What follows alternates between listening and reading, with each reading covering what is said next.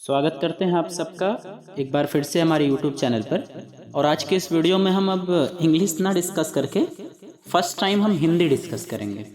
और हिंदी में एक ऐसे जीवन परिचय को डिस्कस करेंगे जिसके यूपी बोर्ड एग्जामिनेशन 2025 में आने के चांसेस बहुत ही ज़्यादा हैं। और ये सिर्फ 2025 में नहीं, ये लगातार आपके एग्जामिनेशन में आता रहा है और ये आएगा।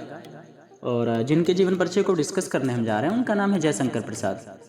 ये क्लास 10th और क्लास 12th दोनों ही एग्जामिनेशन के लिए बहुत ही ज़्यादा इंपॉर्टेंट है। तो चलिए बिना टाइम को वेस्ट किए अपने टॉपिक पर आते हैं और बहुत ही आसान लफ्ज़ों में इसको हम डिस्कस करते हैं। देखिए, मेरे ख्याल से एज ए स्टूडेंट याद करने का सबसे आसान तरीका, किसी का जीवन परिचय अगर लिखना हो तो क्या करिए, उनका जन्मदिन और उनका देहांत कब हुआ था इतना जान लीजिए, और उनके माता पिता का नाम और जन्म स्थान।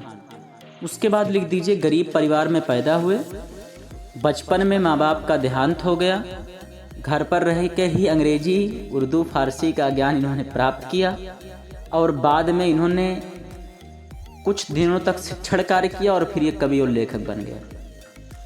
अब देखिए, कोई भी चीज़ 100% नहीं होती है, मैं बार बार कहता हूँ। ये याद करने का एक बेसिक ट्रिक है, ठीक है। ये 100% हर जगह एप्लीकेबल नहीं है। खैर छोड़िए, आते हैं अपने टॉपिक पर। मूल नाम है जयशंकर प्रसाद। जन्म हुआ था 30 जनवरी सन 1889 को वाराणसी उत्तर प्रदेश में, और इनका निधन हुआ है 15 नवंबर सन 1937 को वाराणसी में। अब देखो, जन्मदिन याद करने का क्या तरीका है। जैसे अक्सर देखते हैं ना, याद तो किए थे पर वो चीज़ें निकल जाती हैं, तो इसको अपने हिसाब से आप रिलेट कर लीजिए। जैसे 1937 में इनका देहांत हुआ था और 1947 में भारत आज़ाद हुआ था, तो ये का इसे याद कर लो कि भारत के आज़ाद होने के 10 साल पहले इनका देहांत हो गया, ठीक है। तो ये एक लाइन आप ये अपने उस जीवन परिचय में शामिल भी कर सकते हो, ठीक है। और दूसरी चीज़ ये है कि आपको भूलने के भी चांसेस कम होंगे कि भारत के आज़ादी के 10 साल पहले इनका देहांत हो, यानी 1947 में आज़ाद होने में 1937 में चला गया। अगला दिया आपका जन्म हुआ था 1889 में, ठीक है। अब इसके लिए हम क्या कर सकते हैं कि इसको क्या करिए, 1900 में से 11 घटा दीजिए। सन 1900 से 11 साल पहले इनका जन्म हुआ, ठीक है। या मरण में आप क्या कर लीजिए, 37 में जन्म हुआ और इनकी कुल उम्र 48 थी, तो 37 में से 48 घटा लीजिए कि भारत की आज़ादी से 10 साल पहले इनका देहांत हुआ और ये 48 साल का जीवन जी। अब उसमें से 48 घटा लीजिए, मतलब एक डेटवा याद करो, दूसर का जोड़ घटा को मेरे बराबर कर लो, ठीक है। अब देखिए लिखना कैसे है। जयशंकर प्रसाद का जन्म 30 जनवरी सन 1890 को काशी में हुआ, जिसको बनारस के नाम से भी जाना जाता है। वो संपन्न व्यापारिक घराने से थे, यानी बिजनेस फैमिली से थे। पिता और बड़े भाई की मृत्यु के कारण उन्होंने 8वीं कक्षा के बाद विद्यालय छोड़कर व्यवसाय में उतरना पड़ा। बस वही गरीबी, वही कहानी जो लगभग सबकी है। जितने भी लेखक हुए हिंदी में, लगभग यही सबकी कहानी है, ठीक है।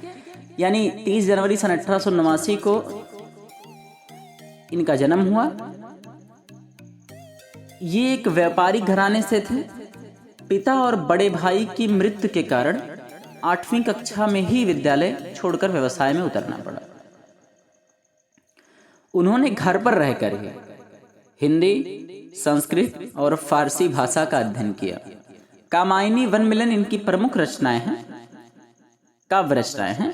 कंकाल, तितली और इरावती इनके उपन्यास। इन्होंने 3 शादियां की, ओह, और तीनों पत्नी का देहांत हो गया। क्या बदनसीब है रे भाई तो, जिससे ये टूट गए और आर्थिक स्थिति कमजोर हो गई, ठीक है। बड़ी दुखद कहानी है। 3 शादियां की, तीनों पत्नियां चली गईं और आर्थिक रूप से भी टूट गए, दर्द दवाई कराओ।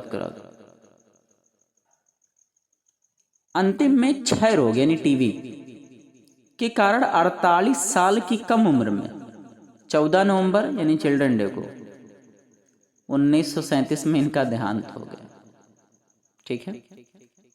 तो ये थी इनके जीवन की छोटी सी कहानी।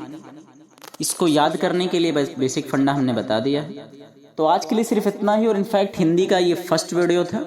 उम्मीद है अगर आपने रेगुलर देखा होगा कंटिन्यूअसली तो आपको कुछ हद तक समझ में आ गया होगा। चैनल पर फर्स्ट टाइम विजिट किए हैं तो प्लीज़ चैनल को सब्सक्राइब कर दीजिए। Thank you so much for watching.